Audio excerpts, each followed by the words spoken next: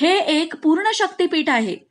ही देवी भगवती आणि भवानी म्हणून प्रसिद्ध आहे. महाराष्ट्र क्षात्र तेजाची स्फूर्ती देवता, प्रेरणा शक्ती, स्वराज्य संस्थापक श्री छत्रपती शिवाजी महाराज यांची आराध्य देवता अशी ही तुळजापूरची भवानी देवी महाराष्ट्राची कुलस्वामिनी आहे. तुळजापूर हे गाव बालाघाटाच्या एका कड्यावर वसलं आहे. मंदिराच्या काही भागाची धाटणी हेमाडपंथी आहे. इतिहास आणि पुरातत्वदृष्ट्या हे मंदिर राष्ट्रकूट अथवा यादवकालीन मानलं जातं, तर काहींच्या मते हे मंदिर 17व्या किंवा 18व्या शतकातलं आहे. स्कंद पुराणातील सह्याद्री खंडात श्री तुळजाभवानीची अवतार कथा येते.